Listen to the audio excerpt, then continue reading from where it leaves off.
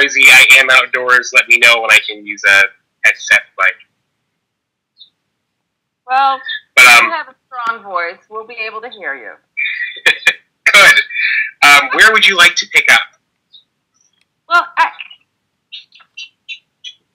I'd like to readdress the right issue opposed to the privilege issue.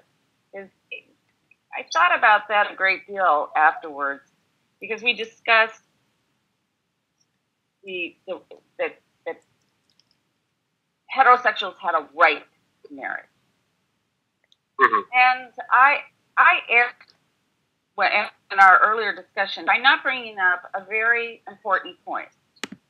It's not a right to marry. There's nothing in the law, there's nothing in the Constitution, there's nothing in the Bill of Rights, nothing that gives me as a heterosexual the right to marry. Okay. Those rights aren't. They're not. It's not like it's not specific rights. It's a right to the pursuit of happiness. The right, and we've discussed this before. It's a privilege, not a right. And that goes back. It's a privilege. It's a privilege. And I just wanted to bring that up. It's not a right to marry.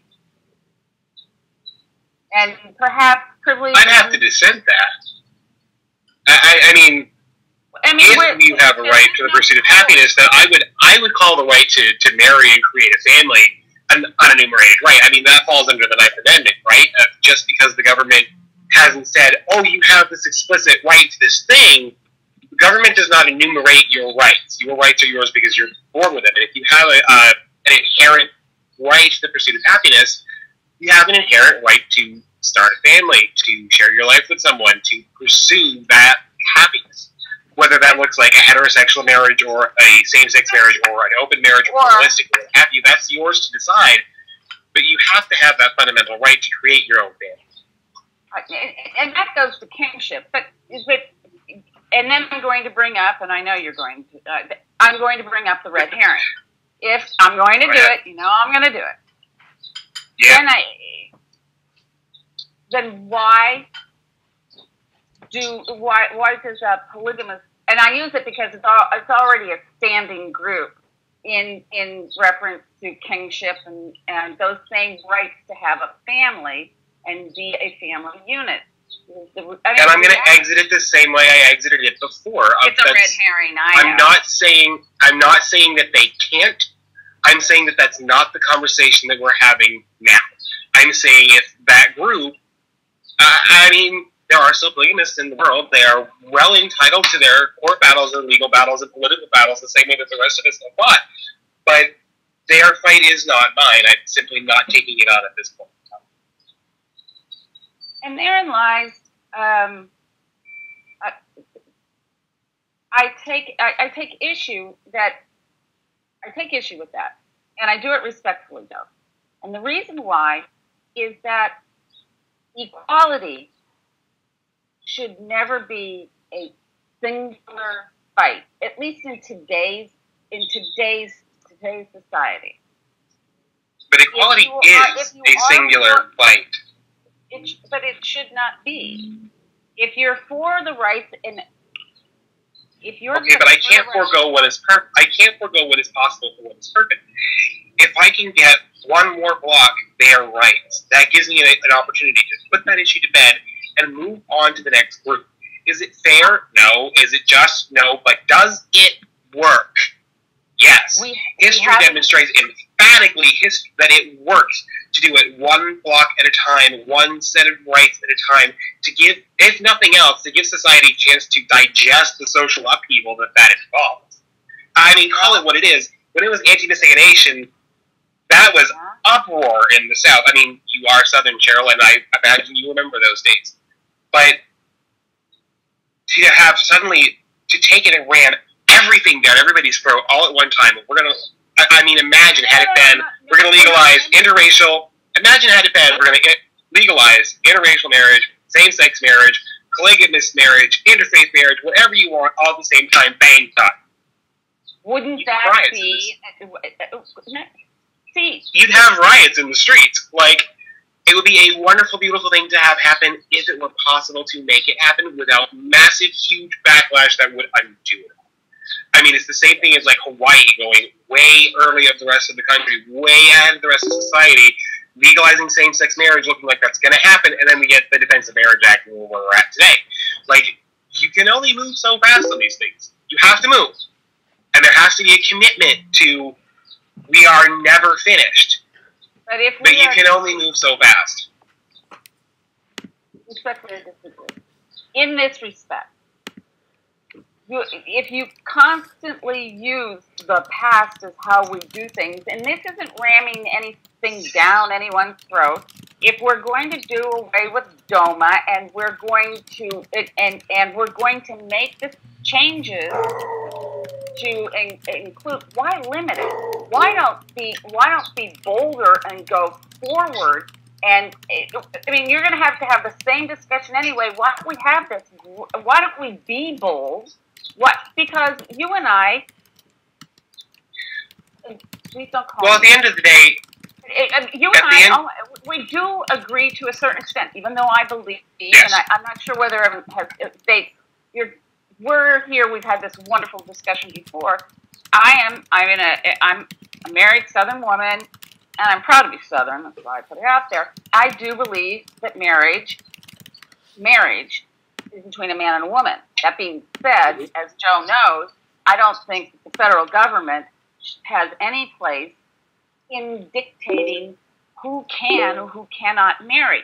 We have our society is continuing to grow, and marriage is all about kingship and how we defined families. And we today, and all you have to do is look at how many times people get divorced, how many stepbrothers, half-brothers, sisters. We have, I mean, the whole kingship of family has changed, and I don't think that we should stop. We have a unique opportunity today to change all of it. Why wait? I understand. Well, I would encourage you to take that much of a stretch up with your Southern delegation to the House of Representatives. I mean, ultimately... but I don't think it's a stretch. I really don't think it's a stretch because... It's not a stretch. It's not a stretch to do what you want to do if you have the political will to do it. I think if you put it to the people, I think if you put it to the average man on the street, hey, should I be able to name my spouse, name who has next of kin rights, name who has inheritance rights, and define my family as I damn well see fit with no interference from the government, you're not going to get a lot of pushback on that. Where you're going to get a lot of pushback is things like the bath salts Congress in the House that will not move on anything. Like, there's a disconnect between what is possible and what is perfect. And you're wanting what is perfect, and I want that, and I appreciate that. And that is absolutely the North Star to which we have to be forever moving. But what is possible is to get there in pieces. Like, I hate it. I'm going to yield that point right there, straight up. I don't think that it is right. I think if you can... Stop that computer. I think if you can bring me a better way forward, I am all for it. Like, you're talking to the guy that's sitting at a staging location trying to get a bond override passed, and we're going to go talk to yours, dude. If you can find me better ways to move on policy, please. I'm all ears for you. But we don't have it. It's not there. A mechanism by which, I mean, unless you want 50 states worth of referendums, which aren't even possible in all 50 states, the mechanism just simply doesn't exist for us to make that giant leap forward. Like, it's going to be this piecemeal approach. And that's exactly what got this piecemeal approach, though, is exactly what got us here today. The knee-jerk reaction, by the Clinton administration, regarding DOMA. And we know why, and we've had this discussion before. Hawaii said, hey, this is what we're going to do in our state, and this is what's good for our people, and this is what our people are willing to accept. So then the knee-jerk reaction was DOMA. Yes.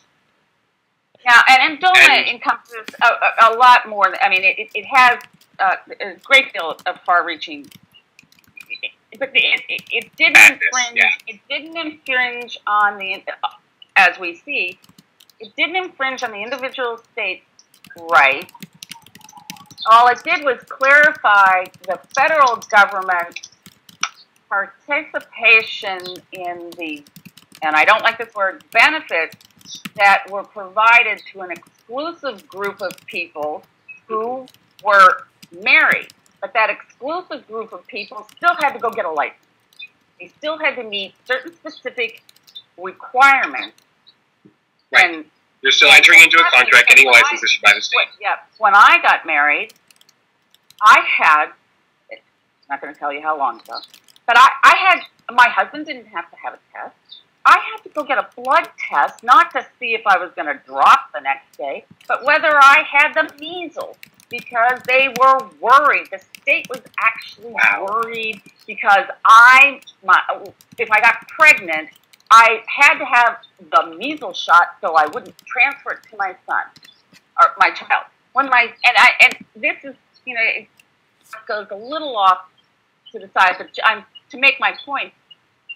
When my son was born, the assumption of the state was that I was probably a slut and he might have some eye disease. And so every child in Massachusetts, when they were born, had drops put in their eyes and immediately went blurred and they couldn't see them.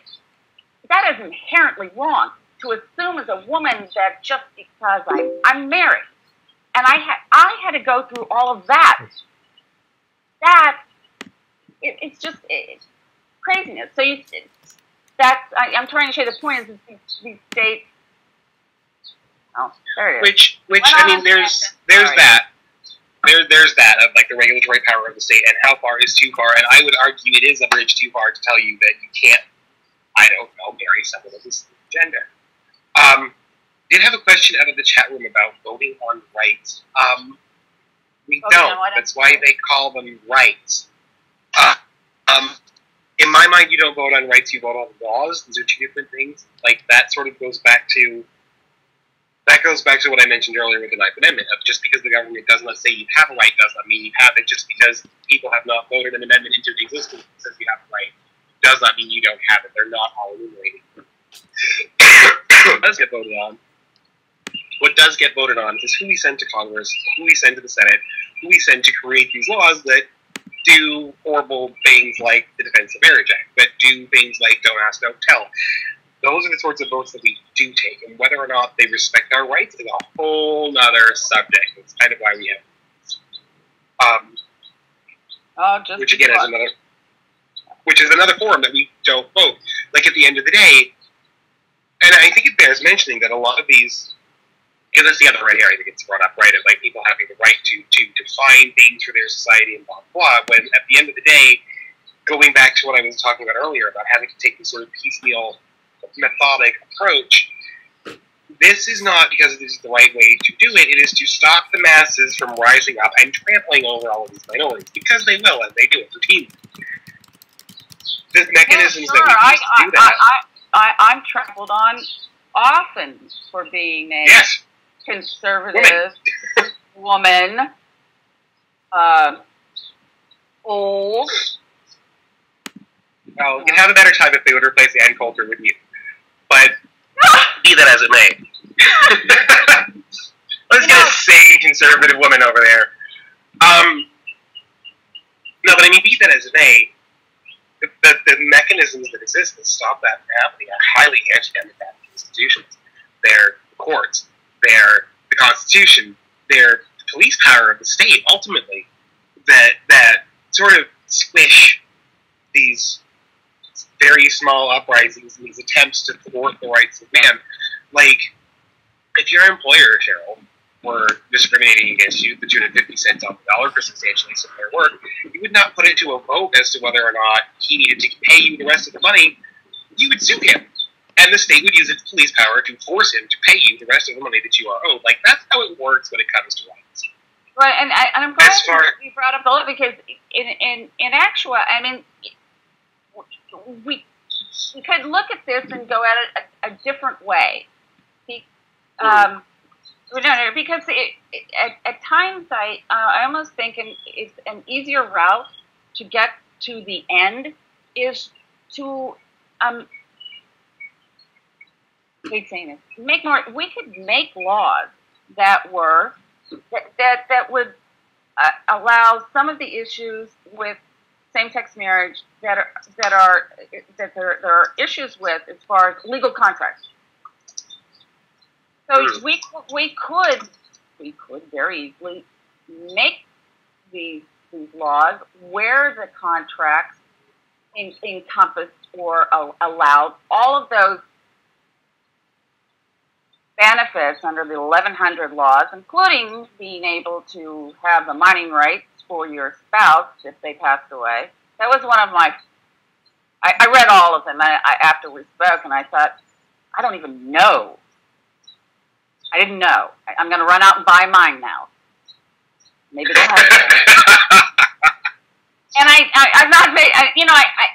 I make a little light. Some of them are foolish. Some of them are really concretely important. Who knew? Who knew? But the important ones that we could, and as I said before, there are mechanisms where you can secure these very important rights to your case. To that point, though. I mean, there are other ways. There's other ways while we're trying to move society towards a more respectful, equal society. We also can make laws that don't. Yeah. Well. But in terms of making laws, making other mechanisms and things that can provide those same rights, I mean, tell that to the man in Kansas City, Missouri, that was dragged kicking and screaming from the room, under arrest and jailed because his husband's homophobic sister didn't want him in the room, even though the husband did. Like, take that bone to another dog. There's not another mechanism. Like, it's all or it's nothing. We can't continue I know. I understand that with skim milk marriages. No, but if this will not resolve itself with SCOTUS this summer. No. This will lead to the absolute avalanche of lawsuits that will happen. Within those, see, the thing is that if you just don't take it down that main highway while you're fighting this.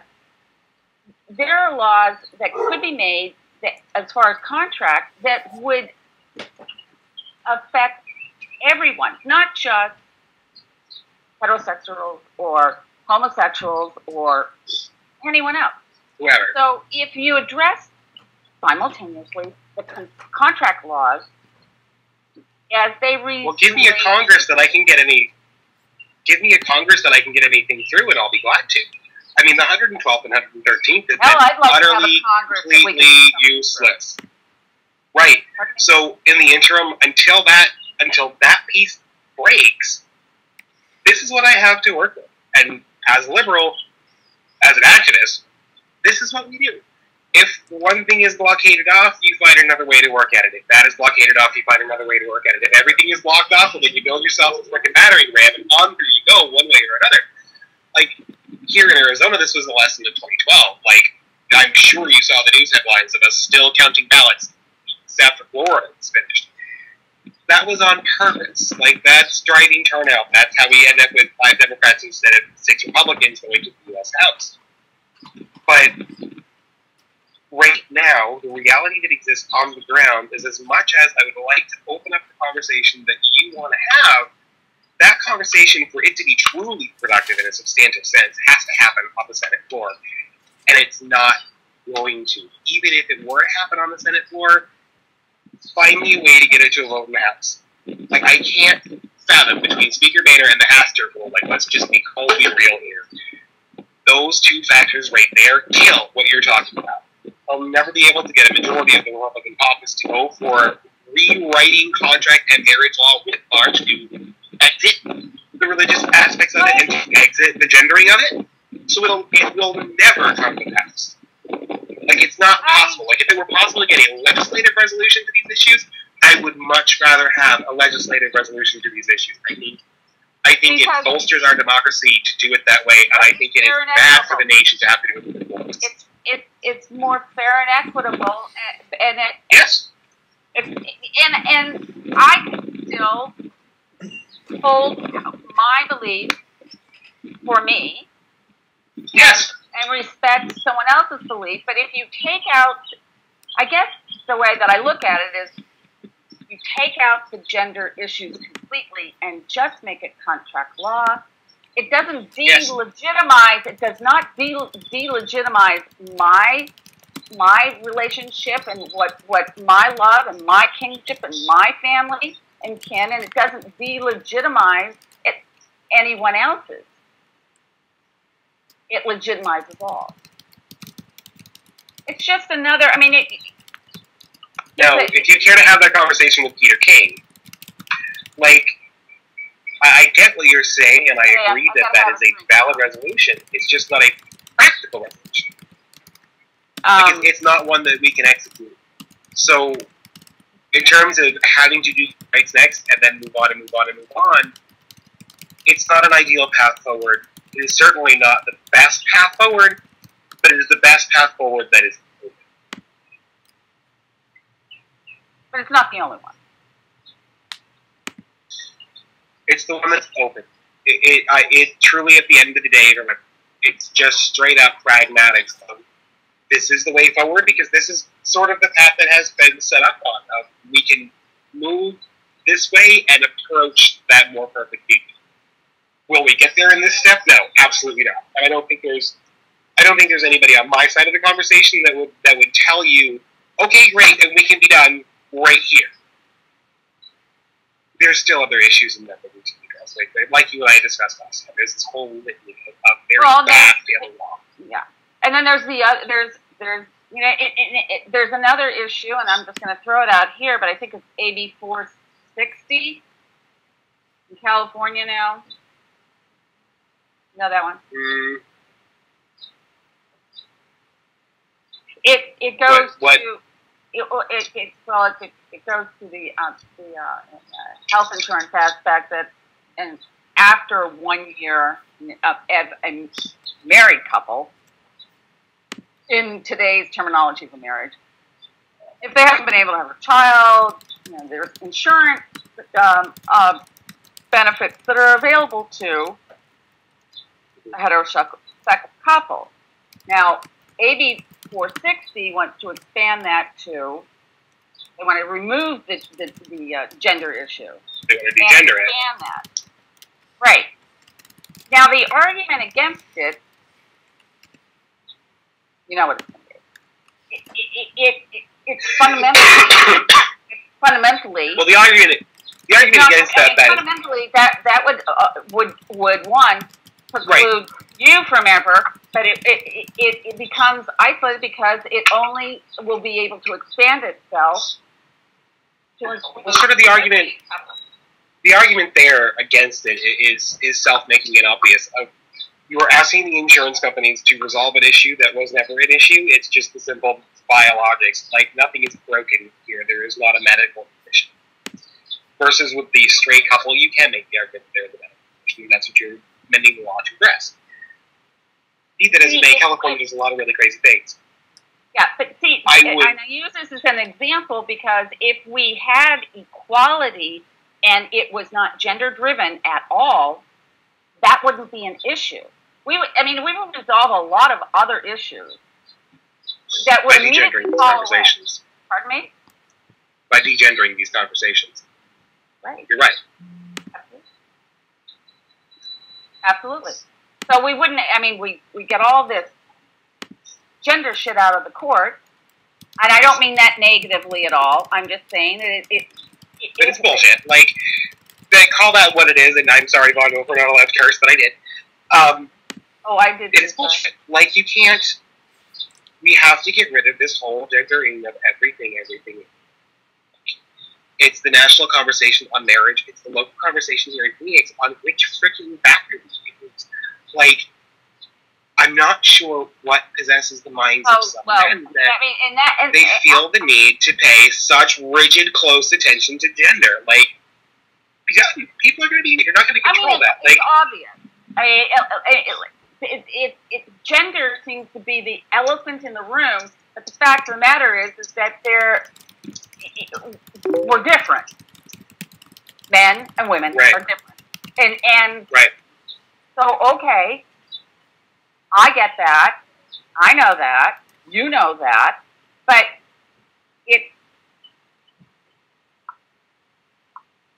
I'm equal, you're equal, and I defy anyone to tell me any different. Yep. And I think the thing where a block of the conservatives, all of the liberals are finally